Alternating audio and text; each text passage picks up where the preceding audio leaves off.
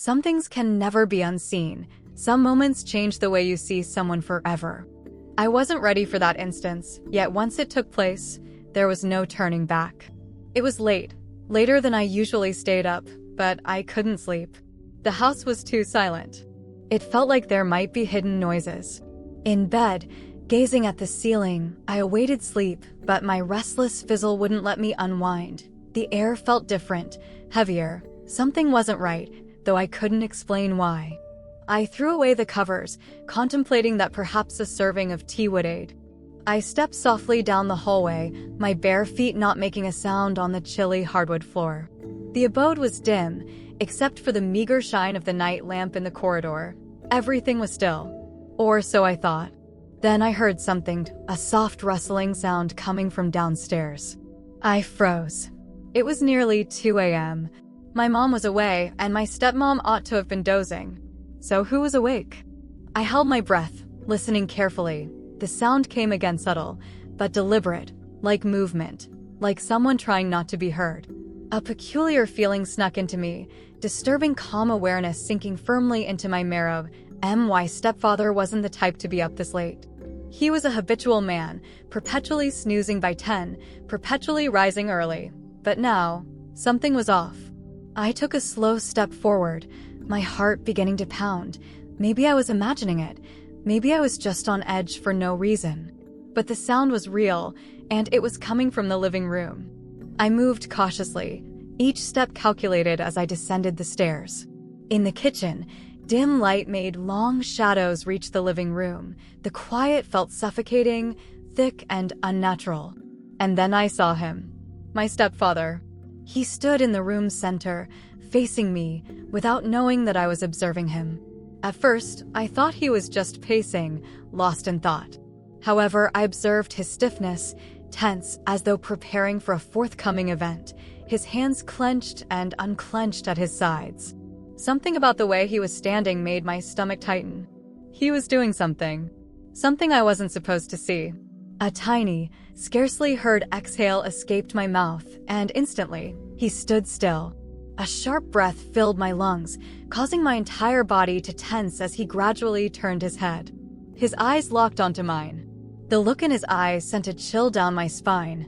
For a moment, neither of us spoke. It was a quiet room, and you could hear the gentle hum of the refrigerator plus the mild ticking noise from the clock. Then, "Why are you awake?" His voice was low, careful, but there was something beneath it, something tense. I swallowed hard. I couldn't sleep. He held my gaze for a moment longer before exhaling slowly. "You should go back to bed." I hesitated. My instincts told me to listen, to turn around and pretend I had never seen him. But curiosity rooted me in place. "What are you doing?" His jaw tightened just slightly. "Nothing important." Another lie. I could feel it. I took a step closer, my pulse quickening. "Then why are you acting weird?" He didn't answer right away. Instead, he looked away, rubbing the back of his neck. "It's complicated." That only made my stomach twist harder. "Try me." The silence that followed felt like it lasted forever. Finally, he sighed, glancing toward the floor before meeting my eyes again. "You don't want to know." The words sent a shiver down my spine. And in that moment, I knew. Nothing would ever be the same again. The air around us felt heavy, filled with things we didn't say. My stepdad did not move, his body tight, his eyes fixed on mine, and for the first time in my life I was unsure if I knew him even. "You don't want to know." The way he spoke it, the soft calm in his voice just made me wish to learn more. I folded my arms in front of me, trying to calm myself. "If it's nothing, then why do you seem like you just got caught?" He breathed out quickly, running a hand in his hair, because I did. My breath hitched. "Then tell me the truth." His look stayed closed off, like he was picking his words careful. The only noise in the room was the soft tick of the clock on wall. Each second pulled out the strain between us, stretching it until it felt hard to bear. Finally, he let out a slow, measured breath. "Fine." I saw him turn toward a small table near the couch.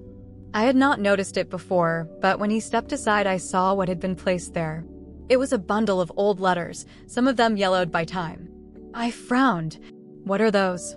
He hesitated for a moment, then picked up one of them and held it between his fingers as if it were fragile, as if it were something precious. My stomach twisted. "Who is it?" He did not answer immediately. Instead, he stared at the letter in his hand, his jaw tightening as if the words on its pages had reached out and grabbed him. There was unmistakable regret in his voice. I felt a lump form in my throat. "Does Mom know?" He let out a quiet, humorless laugh. That answer disturbed me more than anything else. "Why not?" I asked, my voice barely above a whisper. His fingers curled around the edges of the paper, his grip tightening. "Because some things belong in the past. And I promised myself I wouldn't bring them into the present." I glanced down at the table again. There weren't just letters. There were old photographs tucked beneath them, the edges worn from being handled too many times. I hesitated before reaching out and picking one up. A young woman stared back at me. She was smiling, her eyes filled with something warm. Something intimate.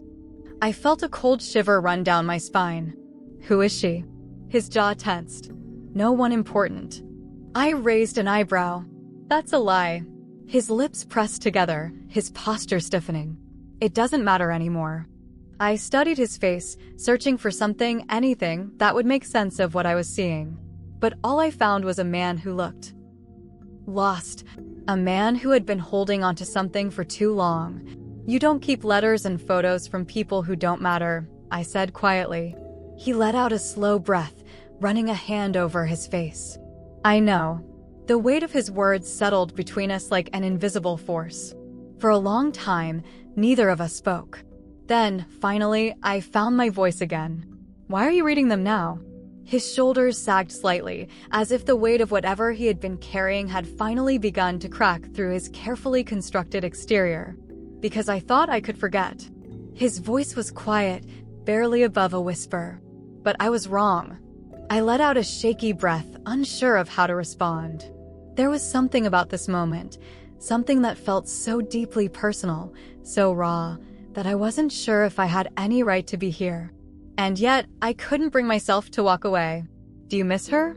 His eyes flickered toward me, and for a split second, I saw something there. Something I wasn't supposed to see. "Every day."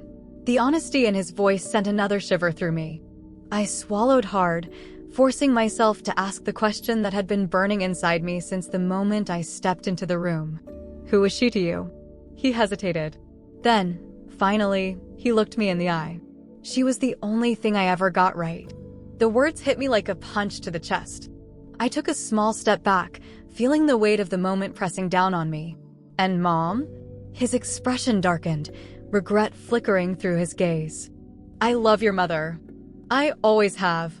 But not like her," I said before I could stop myself. His silence was all the confirmation I needed. The truth sat between us, unspoken but undeniable. I exhaled, rubbing my temples, trying to process what this meant. "What are you going to do?" He let out a slow breath. "Nothing.